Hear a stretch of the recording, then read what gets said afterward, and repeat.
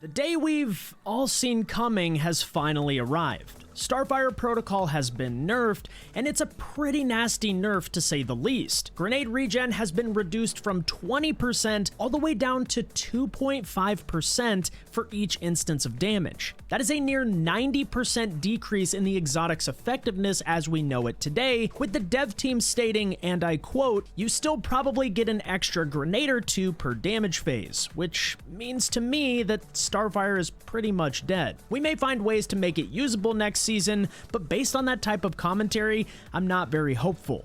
With that said, Starfire has been best in slot for a really long time now, and I'm ready to use something new. So today, I'll be showcasing an insanely strong Warlock build that ultimately will replace Starfire Protocol next season. I'm Above, and if you enjoyed today's video, a like and subscription would be greatly appreciated. Now, let's get into it. Sunbracers have been a meme for most of Destiny 2's lifecycle, but have risen in popularity over the past few seasons thanks to Solar 3.0. If you aren't familiar with what Sunbracers do, I don't blame you, so let me explain. Get a charged melee kill, spam solar grenades, and profit. It's really that simple. The exotic perk states that your solar grenades have enhanced linger duration, and after getting a charged melee kill, you have unlimited grenade regen for 7 seconds. As you can imagine, this absolutely shreds most content, and when used correctly, it can unlock one of the craziest unkillable ad clear builds in the game. So let's begin. First things first, we have Well of Radiance. This is still the strongest super in Destiny, and whether you're playing in a team or riding solo, it's always a top tier pick. The survivability in underleveled content is simply unmatched, and the damage boost is always helpful. As we transition to our abilities, first up we have Phoenix Dive, and this is the first major difference from your typical Starfire builds. When used, you dive towards the ground and emit a burst of light that cures both you and nearby allies. And as you can see here, this is a near 60% on-demand heal whenever you need it, which is obviously pretty nuts. This also has the shortest base cooldown of any class ability at just 55 seconds, which is nearly 30 seconds faster than either of the Rift abilities. Next, we have the Incinerator Snap, which is arguably the most important part of our build today. This is a shorter range, higher damage version of Celestial Fire and will be the key to proccing the Sunbracers exotic perk. It's also worth noting that Celestial Fire is currently bugged and doesn't apply Scorch stacks to targets properly, though there is a fix being deployed for this next season. Sunbracers also require us to use solar grenades, and when we pair this with Touch of Flame, our solar grenades not only scorch targets, they also have an increased linger duration and will emit high damage blobs of lava in a large radius. I was roughly 20 under power in this lost sector, and as you can see, these grenades absolutely cook this unstoppable champion. Solar grenades have a base linger duration of 4.5 seconds. Add Touch of Flame, and this duration increases to 8.5 seconds. Sunbracers then stack on top of this, bringing the linger duration to a staggering 10.5 seconds per grenade. And when Sunbracers get rolling, the enhanced solar grenades can clear entire rooms of enemies in a matter of seconds. Their linger duration also makes them incredibly strong for holding down enemy spawn points, which in Destiny are pretty predictable and makes this very easy to do. Our second aspect will be Icarus Dash, which is primarily used for movement in PvE. Though Heat Rises offers more consistent melee final blows and the ability to constantly refresh your melee ability while airborne, I find that the subclass feels kinda sluggish while Heat Rises is active, and it's tough to give up a movement ability that is not only fun, but has saved me countless times in combat. You can still use Heat Rises if you want, but I promise you, with the build we've put together today, Sunbracers will shine regardless.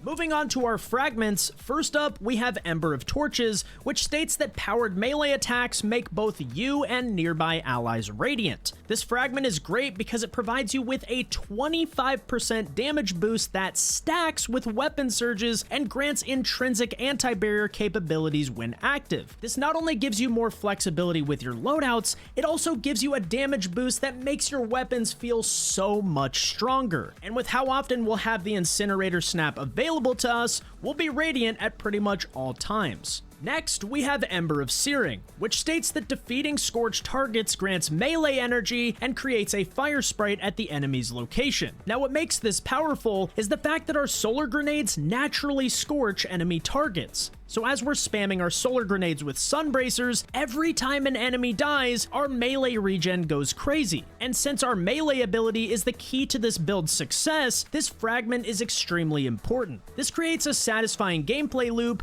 because you get a melee kill, spam grenades, get your melee back, then do it all over again. And we can supplement this with an incandescent weapon, which scorches nearby enemy targets after a kill and can help us regenerate our snap melee should we ever lose it. We then enhance this gameplay loop even further by using Ember of Ashes, which applies additional scorch stacks to targets. This means that a single snap melee can ignite beefier enemies on its own, which helps this build succeed in underleveled content. Most people think that this build falls off in endgame, but that's simply not true. When red and orange bar enemies ignite, the explosion almost always secures a kill, and it really comes down to mastering the Incinerator Snap's behavior because the tracking on this ability can be pretty frustrating at times. When performing this ability, I recommend aiming at an enemy's feet because it forces the sparks to concentrate in a single area and makes this melee much more consistent. With that said, there's also a fix being deployed next season to help its tracking.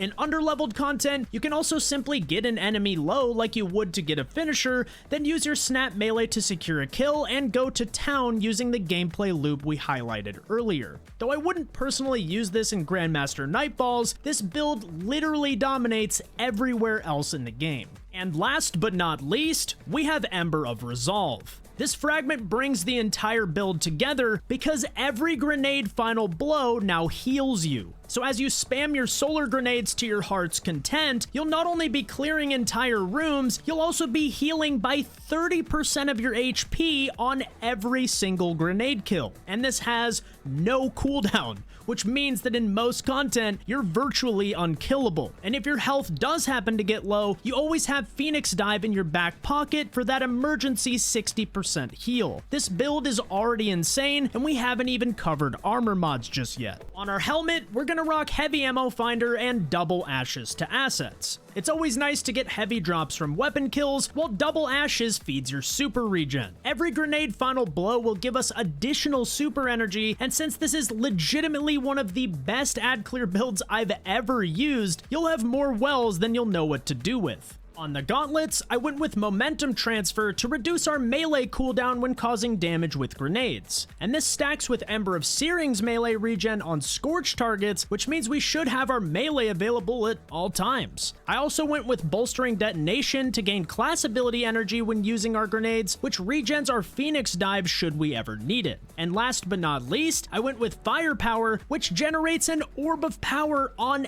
every grenade final blow. And it's actually hilarious to see how many orbs you produce in ad-dense encounters. So when we throw our grenade, we're proccing melee regen, class ability regen, super regen, we're healing ourselves, and producing a ridiculous number of orbs for our fire team in the process. And this pairs nicely with the mods on our boots, because each time we pick up those orbs of power, recuperation will grant us even more healing, while invigoration reduces our melee cooldown even further. So we use our snap melee, spam grenades, generate a crazy number of orbs, and pick up those orbs for reduced melee cooldown. Pair this with Momentum Transfer and Ember of Searing, and you literally have your melee back in seconds to chain the Sunbracers perk over and over and over again. We'll also be utilizing a weapon surge on our boots to increase our weapon damage by an additional 10%, which will stack with the 25% damage bonus we get from Radiant. And finally, on our class item, we have Double Outreach, which reduces our melee cooldown each time we use our class ability. This is extremely helpful if you do happen to miss your snap melee, as a Phoenix Dive will refund about 30% of your melee right off the bat. I also went with Time Dilation to extend our surge mods, allowing our damage bonus to last even longer each time we pick up an orb of power.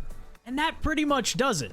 Though this build isn't a DPS king like Starfire, it excels in an entirely different way. This build is stupidly fun to use, and Sunbracers have arguably become the best ad clear exotic in Destiny. And I have no doubt that this Unkillable Solar Warlock build will be a top tier pick next season. As always, you guys can find the dim link to this build down in the description below. I hope you enjoyed the video, and if you did, a like and subscription would be greatly appreciated. We're rapidly approaching 50,000 subscribers, which is absolutely insane, and I just want to take a moment to thank you guys for the immense support over the last year. Anyways, guys, that's it from me. Thank you so much for watching, and I'll catch you next time.